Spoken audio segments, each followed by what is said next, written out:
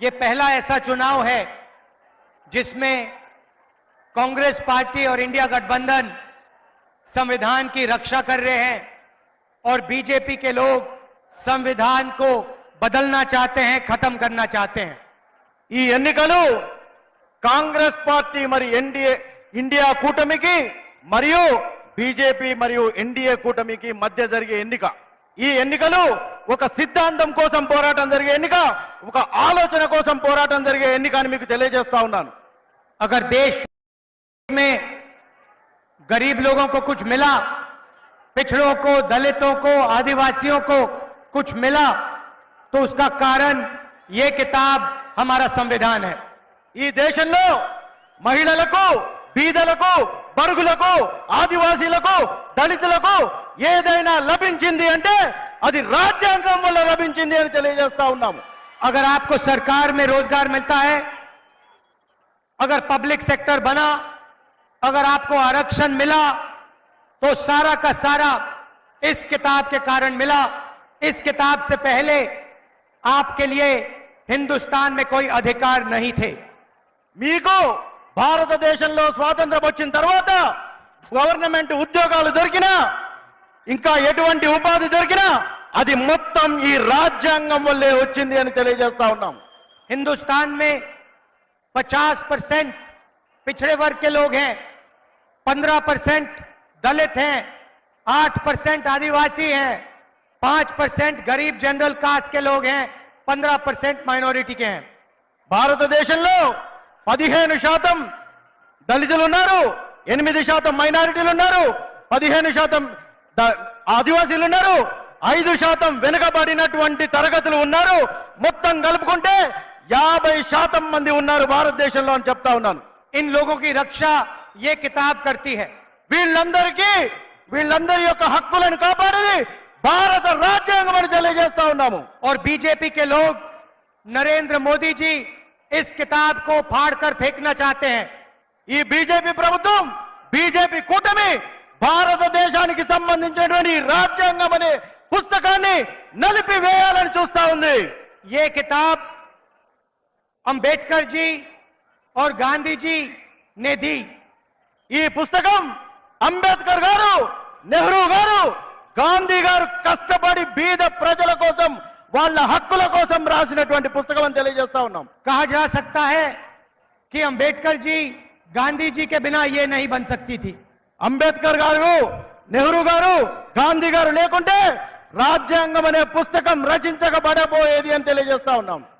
BJP Ambedkar ji के काम को, गांधी जी के काम को नकारना चाहते हैं, खत्म करना चाहते हैं। ఈ బీజేపీ ప్రభుత్వం అంబేద్కర్ గారు, నెహ్రూ గారు, గాంధీ గారు కష్టపడి బడుగులు, బలహీనుల కోసం తయారు చేసినటువంటి రాజ్యాంగం అనే పుస్తకాన్ని చించివేయాలనే ప్రయత్నం చేస్తా ఉన్నారు అని తెలియజేస్తా ఉన్నాం। तो ये चुनाव इस किताब को बचाने का चुनाव है और कांग्रेस पार्टी और मैं आपको आश्वासन देते हैं कि इस किताब को कोई नहीं बदल सकता, कोई नहीं हटा सकता।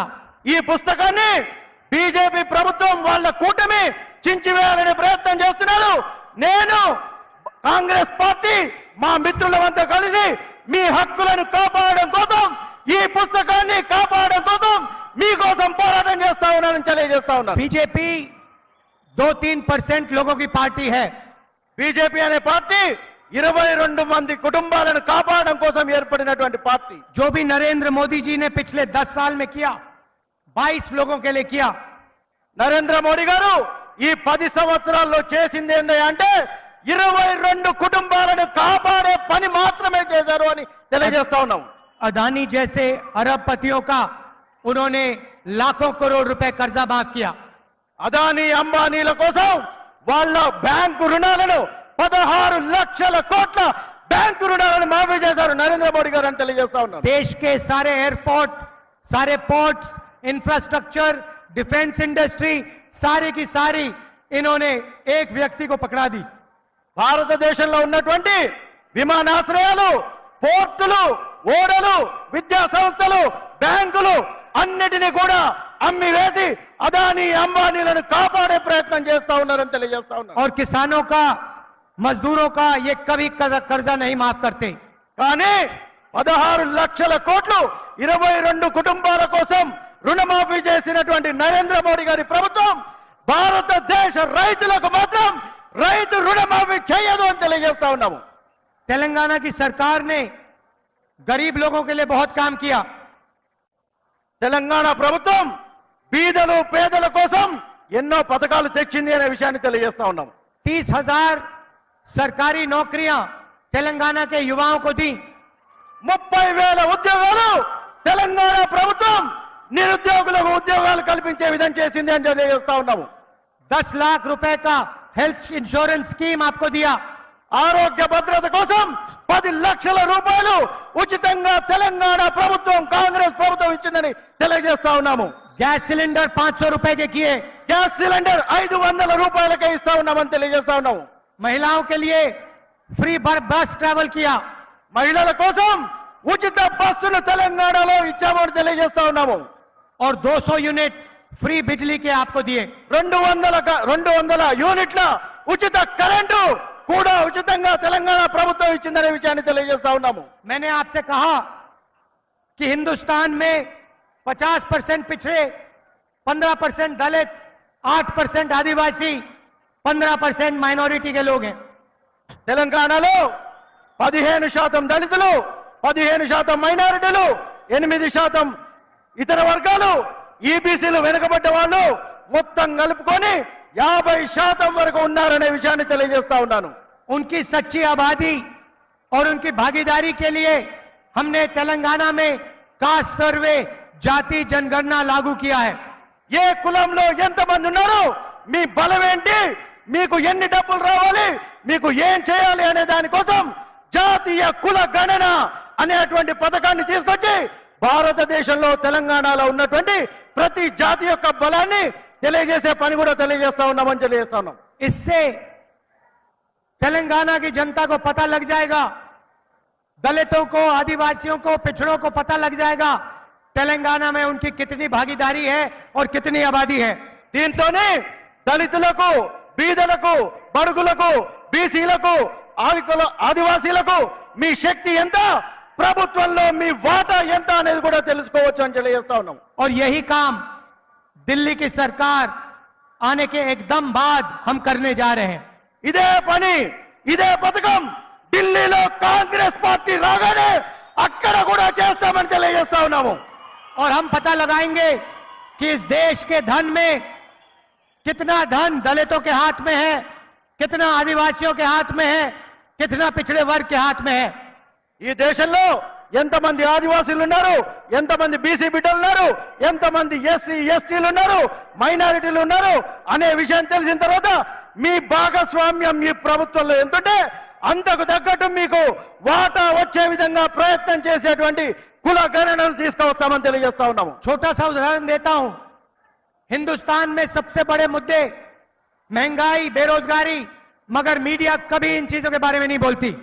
భారతదేశంలో అతి పెద్ద సమస్యలు నిరుద్యోగం, ధరల పెరుగుదల, కానీ ఈ విషయాలను మన మీడియా సోదరులు పట్టించుకోరు అనే విషయాన్ని తెలియజేస్తా ఉన్నాం. क्योंकि मीडिया में ना एक पिछड़ा है, ना एक दलित है, ना एक आदिवासी है.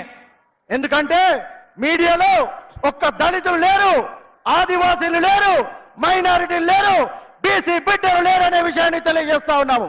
हिंदुस्तान के तो 200 सबसे बड़ी कंपनियों में आपको एक दलित, एक आदिवासी, एक पिछड़े वर्ग का व्यक्ति नहीं मिलेगा.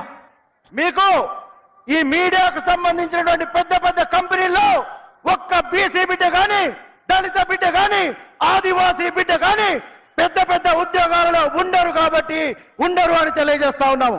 जाति जनगणना से हिंदुस्तान की सच्चाई सबके सामने आ जाएगी. జాతీయ జనగణనతోనే భారతదేశం యొక్క అసలైన కుల ముఖ చిత్రం బయటకు వస్తుంది అనే విషయాన్ని తెలియజేస్తా ఉన్నాను. और क्रांतिकारी राजनीति जाति जनगणना के बाद शुरू होगी. దాని తర్వాత ఒక విప్లవాత్మకమైనటువంటి భారతదేశ ముఖ చిత్రం భారతదేశానికి, భారతదేశ యువకులకు అవపడుతుందనే విషయం తెలియజేస్తా ఉన్నాం. बीजेपी रिजर्वेशन को खत्म करना चाहती है. बीजेपी रिजर्वेशन को खत्म करना चाहती है. బీజేపీ ప్రభుత్వం భారతదేశంలో రాజ్యాంగం వల్ల మీకు లభించినటువంటి రిజర్వేషన్లను తీసివేయాలనేటువంటి ప్రయత్నం చేస్తా ఉంది అని తెలియజేస్తా वो ఉన్నాను. हमेशा से रिजर्वेशन के खिलाफ हैं। उनके बड़े बड़े नेता कहते हैं कि रिजर्वेशन खत्म होना चाहिए। आरएसएस के सबसे बड़े नेता ने कहा कि रिजर्वेशन को खत्म कर देना चाहिए। బీజేపీ ప్రభుత్వం వాళ్ళ నాయకులు ప్రతిసారి అవకాశం దొరికినప్పుడల్లా భారతదేశంలోని రిజర్వేషన్లను తీసివేయాలి అనే మాటలు ఎన్నో పత్రికల్లో టీవీ ఛానళ్లలో ఇదే విషయాన్ని చెప్పారు. భారతదేశంలో రిజర్వేషన్లను తీసే ప్రయత్నం మళ్ళీ చేస్తా ఉన్నారనే విషయాన్ని చెప్తా. आज 50% से ज्यादा रिजर्वेशन नहीं दिया जा सकता। 50% कैप ऑन रिजर्वेशन। ఈ రోజు 50% రిజర్వేషన్లు అమల్లో ఉన్నాయి. बीजेपी चाहती है कि रिजर्वेशन बंद हो, खत्म हो। బీజేపీ ప్రభుత్వం రిజర్వేషన్లు తీసేయాలి, రిజర్వేషన్లను మూసేయాలి అనేటువంటి ఆలోచన చేస్తా ఉంది. ये जो 50% का कैप लगा रखा है, इसे कांग्रेस पार्टी तोड़ के हटा के फेंक देगी। భారతదేశంలో కాంగ్రెస్ పార్టీ ప్రభుత్వం రాగానే 50% రిజర్వేషన్ల కంటే మించి రిజర్వేషన్లు ఇస్తాది అనే విషయాన్ని చెప్తా ఉన్నాము. अगर आपके पिछड़ों की आबादी 50% है, दलित 15% है, आदिवासी 8% है, तो 50% के कैप का कोई मतलब नहीं है। భారతదేశంలో 15% దళితులు, 15% మైనారిటీలు, 8% ఇతర బిడ్డలు ఉంటే మొత్తం కలిపి ఇక్కడే ఒక 50% రిజర్వేషన్లు అయితే ఉందనే విషయం తెలియజేస్తా ఉన్నాను. आज मनरेगा के मजदूरों को 250 रुपए मिलता है। 250 रुपए मनरेगा को मिलता है। మన్రేగా కార్మికులకు అంటే ఉపాధి హామీ కూలీలకు ప్రతిరోజు 250 రూపాయలు మాత్రమే వస్తా ఉంది అనే విషయాన్ని తెలియజేస్తా. हमारी सरकार आएगी तो उसे हम 400 रुपए कर देंगे। మన ప్రభుత్వం రాగానే, భారతదేశంలో కాంగ్రెస్ పార్టీ ప్రభుత్వం రాగానే ఉపాధి హామీ కూలీలకు 400 రూపాయలు ఇస్తామని చెప్తా ఉన్నాము. जो महिलाओं को, विधवा महिलाओं को पेंशन मिलता है, उसे हम दुगना कर रहे हैं। We are doubling old women's pension. మహిళలకు వాళ్ళకు రావాల్సినటువంటి చేయూత పథకాన్ని డబుల్ చేస్తాము అని చెప్తా ఉన్నాము. जो यहाँ महिलाएं आई हैं, आपसे मैं कुछ कहना चाहता हूं। ఇక్కడికి వచ్చినటువంటి మహిళలకు ఒక విషయాన్ని చెప్పదలుచుకున్నాను. 21वीं सदी में स्त्री और पुरुष दोनों जॉब करते हैं, मजदूरी करते हैं। భారతదేశంలోని అన్ని కుటుంబాల్లో మహిళలు పురుషులు ఉద్యోగాలు చేస్తూ ఉంటారు. 8 घंटे आप घर से बाहर काम करती हैं, आपके पति, आपके भाई भी 8 घंटे बाहर काम करते हैं। మీ ఇంట్లో ఉన్నటువంటి ప్రతి ఒక్కరికి ఉద్యోగం వచ్చేటువంటి పరిస్థితి ఇవాళ ఉన్నటువంటి పరిస్థితుల్లో లేదనే విషయాన్ని తెలియజేస్తాం. मगर फिर आप 8 घंटे एक्स्ट्रा घर में काम करती हैं। They work 8 hours extra at home, women. కానీ మహిళలు బయట పని చేసి వచ్చిన తర్వాత, కూలి చేసి వచ్చిన తర్వాత కూడా 8 గంటలు ఎక్కువ పని చేస్తారు. ఇంట్లో వంటింట్లో పని చేస్తారు, ఇంకా ఇతర పనులు చేస్తారు అని చెప్తా ఉన్నాను. तो तेलंगाना के पुरुष 8 घंटा काम करते हैं, तेलंगाना की महिलाएं 16 घंटा काम करती हैं।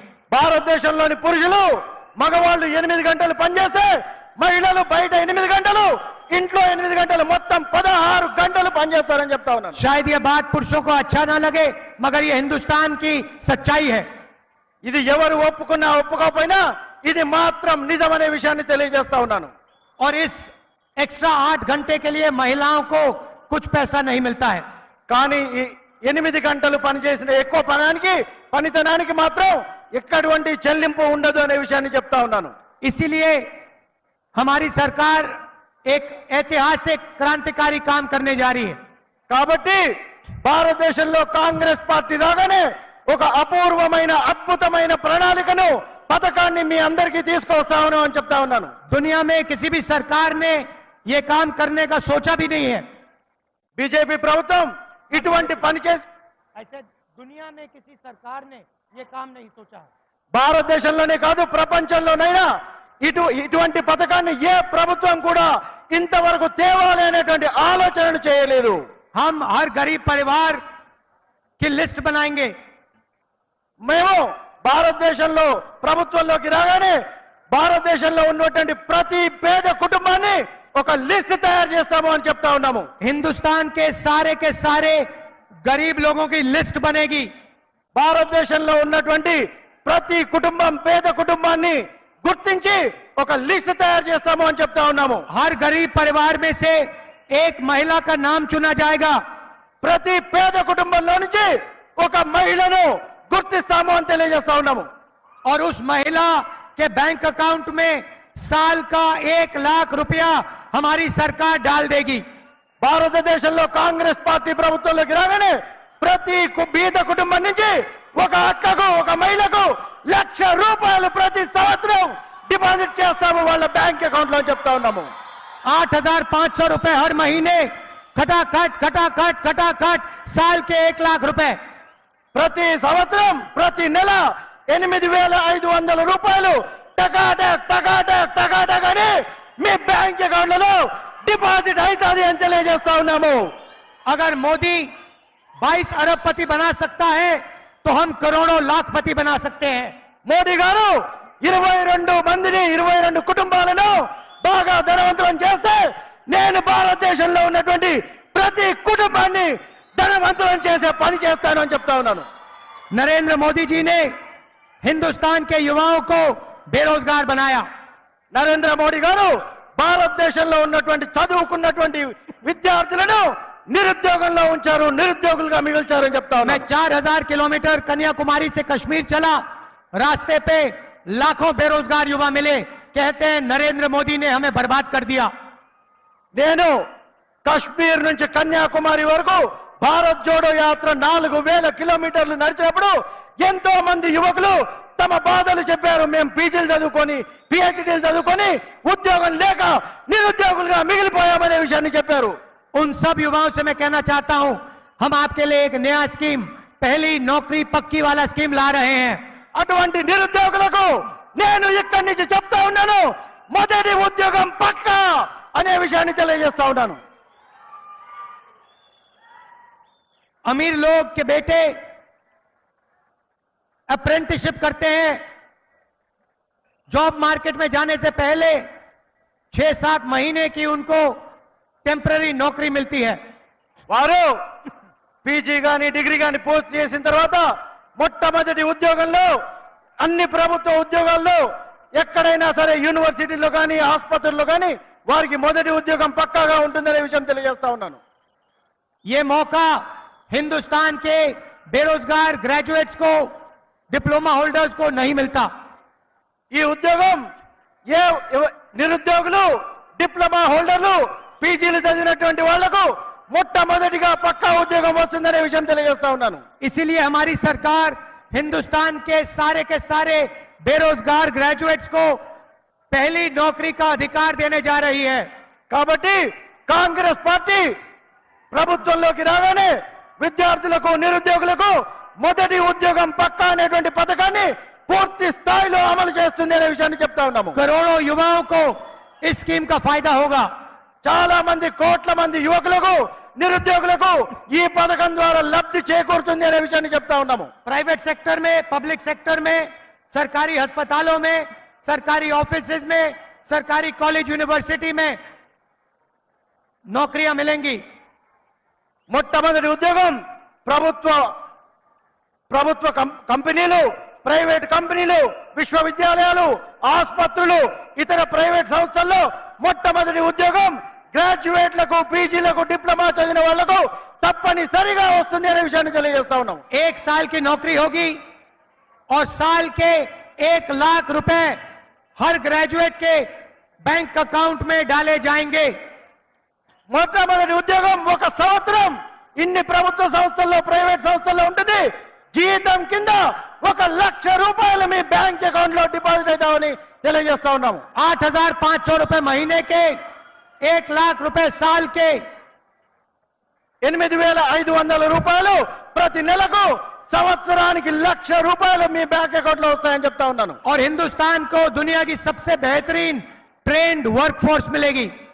భారతదేశానికి నైపుణ్యమైనటువంటి యువ శక్తి కూడా అభివృద్ధి చెందుతుంది, తయారవుతుంది అనే విషయాన్ని తెలియజేస్తా ఉన్నాను. किसानों के बारे में थोड़ा सा बोलना चाहता हूं. किसानों के बारे में थोड़ा बोलना चाहता हूं. కిసానం రైతుల గురించి ఇప్పుడు కొన్ని విషయాలు చెప్పాలనుకుంటాను. नरेंद्र मोदी जी ने आपका कर्जा नहीं माफ किया. నరేంద్ర మోడీ గారు రైతు రుణమాఫీ మీకు చేయలేదు. याद रखिए, जब हमारी सरकार थी दिल्ली में, हमने आपका कर्जा माफ किया था. భారతదేశంలో కాంగ్రెస్ పార్టీ ప్రభుత్వంలోకి రాగానే మీకు రైతు రుణమాఫీ చేస్తామనే విషయాన్ని తెలియజేస్తా ఉన్నాము.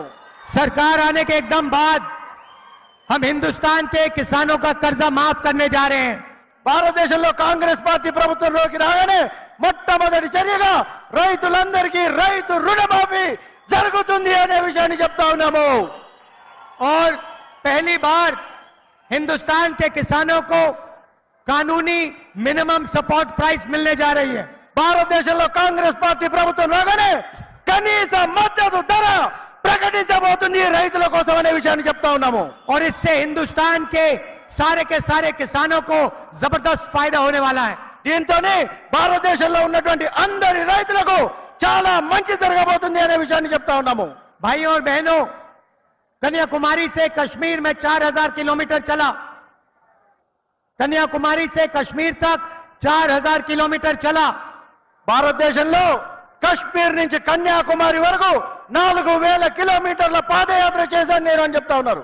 बीजेपी ने देश में नफरत फैलाई.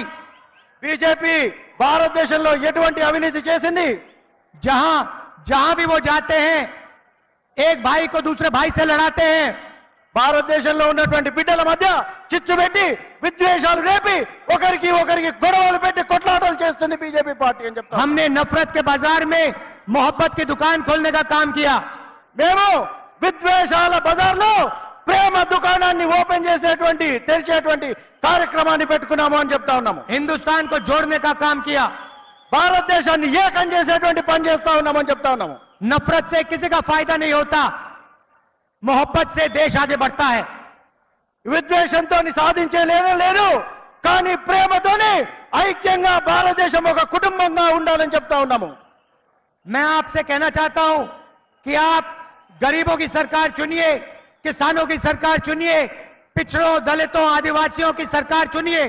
నేను మిమ్మల్ని అందరినీ కోరుతా ఉన్నాను, మీరు బీదలు, దిక్కులు, దళితులు, ఆదివాసీలు, మైనారిటీలు ఉన్నటువంటి వాళ్ళ సంక్షేమాన్ని చూసేటువంటి ప్రభుత్వాన్ని ఎన్నుకోండి అని చెప్తా ఉన్నాను. नरेंद्र मोदी जी अरबपतियों की सरकार चलाते हैं, वैसी सरकार से हिंदुस्तान का फायदा नहीं होगा. నరేంద్ర మోడీ గారు ధనవంతుల కోసం ప్రభుత్వాన్ని ఏర్పాటు చేస్తారు, ధనవంతుల కోసమే ప్రభుత్వాన్ని నడుపుతారు అని చెప్తా ఉన్నాను. దానివల్ల భారతదేశానికి ఎటువంటి మేలు జరగదు. आप सब दूर दूर से आए, इतनी गर्मी में आए, इसके लिए आपको दिल से धन्यवाद करना चाहता हूं. बड़ी से बड़ी खबर, क्राइम से लेकर राजनीति तक किस नेता ने 5 साल में क्या काम कराया.